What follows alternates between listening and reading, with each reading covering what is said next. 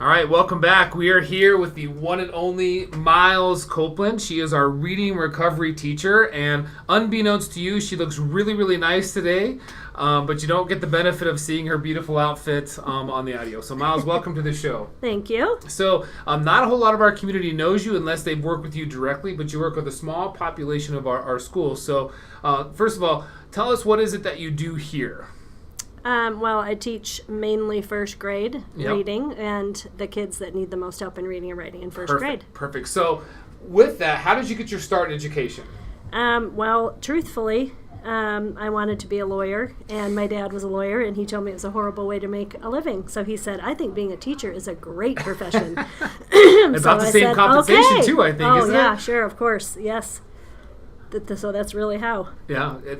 Probably an interesting, not what you probably hear from most people. No. So I've known Miles for a really long time, and I did not know that about her at all. All right, so you are fantastic at your job, and so kids come to you. They always come home, with work to do, to be able things to practice on. So, what kind of questions could parents ask you or ask their kids when they get home to kind of like bring up some topics so they can talk about what happened in their day besides nothing, fine, good? Well, I know with my own kids, this has nothing to do with reading, but I usually try to have them tell me they like to come home and complain.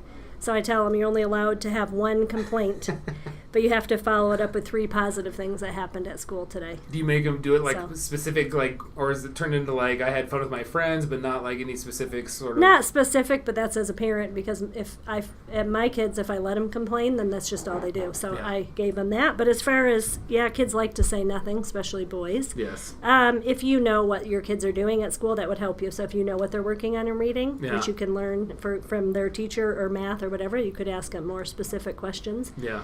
About what they're doing. So if kids are bringing home books from school, asking questions about that book would probably be a good place to start. Exactly, and teachers could always help you with that, because otherwise if you just ask blanketly, what did you do, or what did you learn, they're going to tell you nothing. Nothing. Yes. Nothing. Exactly. All right, so I'm fascinated actually for you to hear the answer to this question is, what has greatly influenced your teaching?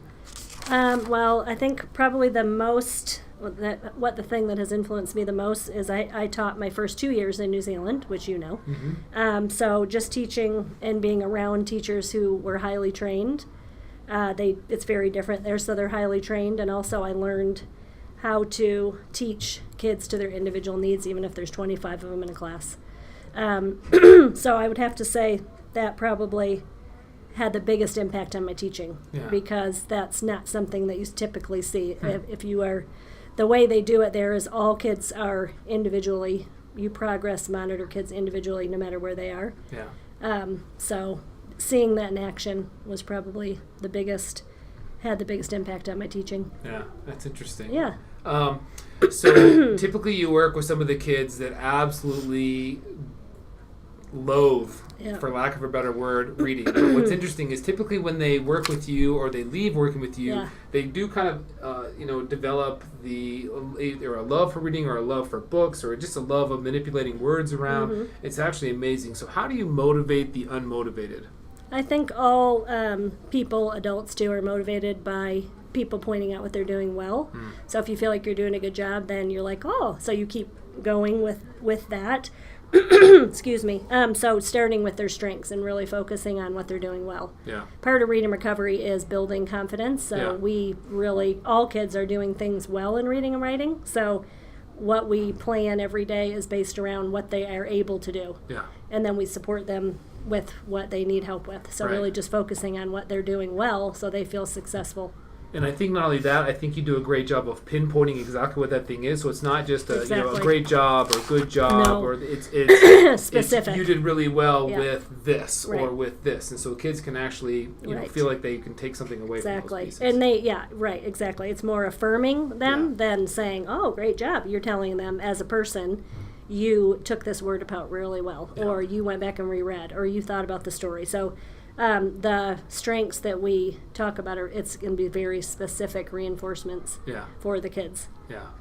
So you've taught in multiple continents. You've taught in lots of different buildings. It's amazing because you're only 25 years old. So how you got all those things done is amazing. But what is the kind of the worst teaching advice that you've ever received?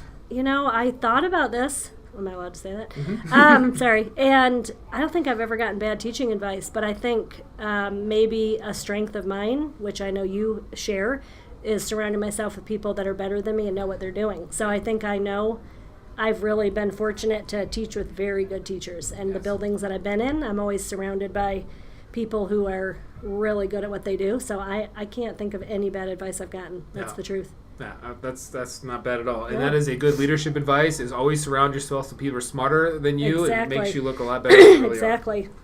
All right, so as a reading recovery specialist, what is your favorite word? I think you could guess. Read is my favorite word. Definitely. Yeah, that's hilarious. Okay, so you talked a little about being a lawyer, but that was kind of like the recommendation from your parents. Was there any other profession that you would try if you weren't a fabulous reading recovery teacher? I did sales for a little while, which I have some strengths in that area, but it was not, it didn't give me any satisfaction because just working to make money is not what motivates teachers. Yeah. But if I were to do something else, maybe interior design, because I find that fun. So I like to, decorating my own house and helping other people do that. So that would be really fun. Side note, Miles has given me advice on how to decorate my office. True. Definite True. Side note on that. All right, so we'll come down to the last question. So you have the power to control every school marquee all across the country. I love that. So every kid coming to school will see the same message for one day. What would you have that sign say? Is it for kids or parents? Yes. Okay, good. I would put read to your kids every day. And why would you say that? Because especially in this day and age when kids aren't hearing songs anymore and they're not working, their kids learn to read or get ready to learn to read by hearing stories, by listening to music that has rhyming in it, by sorting things, by doing things that don't happen as much anymore. So reading to your kids teaches them so much about books, and you don't get that on a phone or a tablet or an iPad or a computer. So I don't let my kids write when we write about any game they played on a computer, because while things can be valuable on there, reading to your kids gives them all the readiness they need, and it doesn't happen as much as it used to. Yeah, that's great advice. We should put that up all over the world, actually. Yes, exactly. All right, well, thanks, Miles, Sure. for coming on to our show, episode 20. I can't believe it. Those of you who have not had a chance to spend some time with Miles, like I said, it is absolute magic in her room. So I'd always advise any of you, if we have teachers listen to this or parents come on in, view what she does with kids. It's amazing. So, again, thanks for Miles to be on the show. Thank you. It was my pleasure. Faithful audience, all 5 of you, hopefully we'll hear from you in the future. You never know who's going to be on there next, and we'll see you next time.